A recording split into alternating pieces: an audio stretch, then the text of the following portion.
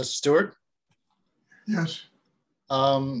when we have random meetings with people that we feel very familiar with, or we're faced with challenging situations in life that are thrust upon us, do we see this as karma? Yes, absolutely everything we do is karma. It depends on how you see it, Larry. Look, you can look at it as an impossible challenge dealing with extremely difficult people, or you could look at it as a reminder of the amount of work you have to do on yourself to where you can walk into meetings like that, or even be thrust upon them, unknowingly, and you have the balance inside in order to deal with it. So, if you look at it as, confronting an enemy and, something terrible, you don't want to, that's the energy you bring to it. But okay, what do I have to learn here? What do I, as a human being, have to learn from these people?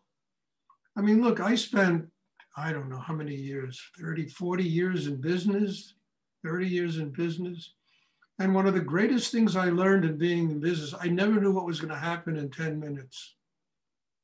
And I was constantly confronted by people's greed, all kinds of low-level type strange people I used to bump into and had to deal with in order to run the business I was running. And eventually, at first it was disgusting. It was, what am I doing? And then I said, what can I learn here about how to grow? And I remember one of the pinnacles of this learning is I walked into a gallery in Jaipur, and they saw a white guy walk in the door, and I was attacked by about 15 salesmen. Oh my God. And I mean, at first it was like, holy, and then afterwards, I just relaxed, and I just wasn't intimidated by these guys. And they had a big statue of Ganesh there, and I went over to the statue of Ganesh and I put a 100 rupee note down. It's just one thing you're supposed to do in India, it helps you for prosperity. And they all looked at me, these guys, are you Hindu? I said, no, but I have tremendous respect and revere for Ganesh. By the time I left that gallery, every one of these guys lined up and gave me a hug. It was extraordinary. And I didn't buy one thing there. There was nothing in there that I really wanted. So what I'm saying is you never know how you're being taught, how God teaches you. And it's easy to have predispositions and preconceptions but we're always confronted by situations that are difficult. And what do we have to learn from them? How can I be more human in these situations? How can I discover that as slimy as these people might be, they're still human beings? I mean, I spent, I don't know how many years teaching in prisons, and you cannot believe the kinds of characters I used to have to deal with. Everything from murderers to mafia to, it was unbelievable. And my job was to find the humanity in these people and to touch something so deep in them that it, that it enabled me to be more human. I remember one story, I'll never forget this as long as I live. It was, I used to, every Sunday, I would go to Fort Worth, I would pick up anywhere from 6 to 12 inmates and take them out to my house to spend the day. It was a prison program they had. One of the major rules, it was no drugs.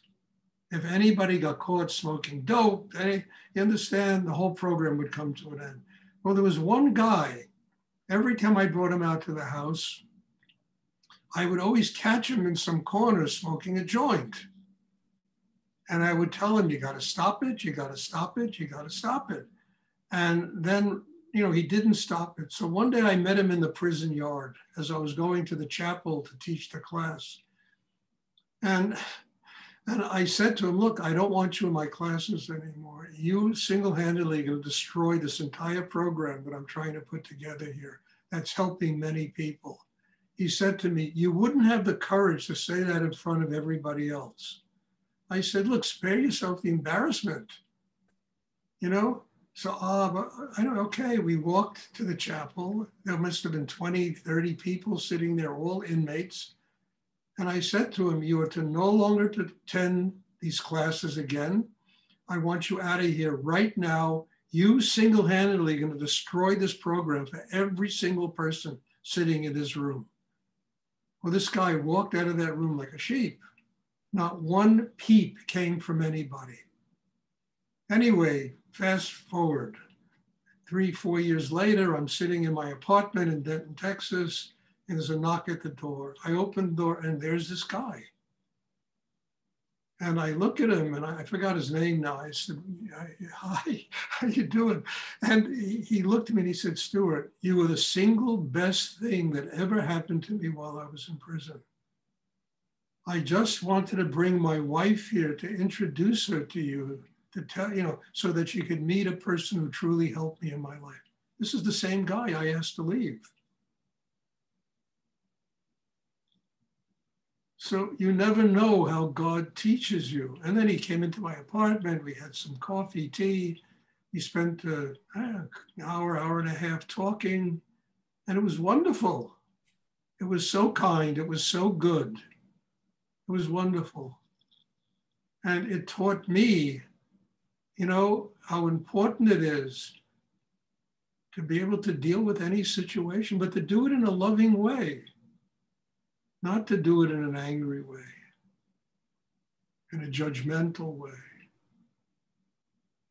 So what I'm saying is you never know what God is going to bring into your life, how you're going to learn, who is there to teach you about what it means to grow in life.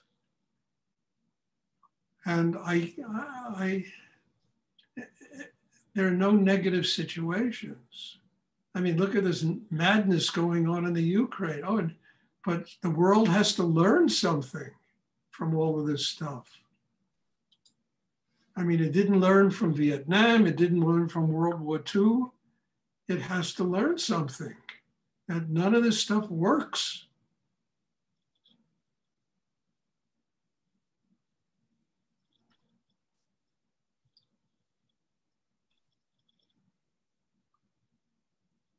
Thank you for sharing, Stuart. You're welcome, Larry. Does anyone else have a question they would like to ask?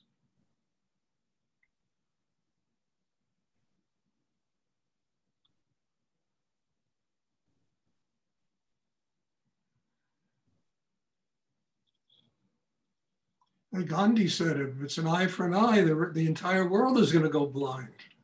It was so brilliant. In regard to revenge and anger and the way people treat each other.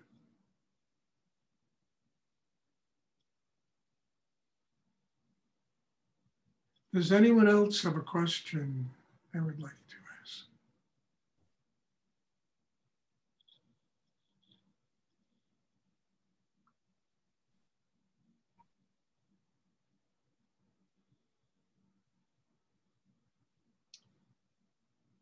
Okay, if there are no more questions, there will be a class on Tuesday. And I'm looking forward to seeing everyone. Thank you, bless you. I mean, it's kind of a major miracle that we're all sitting here and doing this from so many different places in the world. God bless, Technology. I never had much respect for technology, but I can't say nothing but thank you to the people that invent these kind of things. So bless you, and I'm looking forward to seeing everyone on Tuesday. Thank you, Stuart. You're welcome.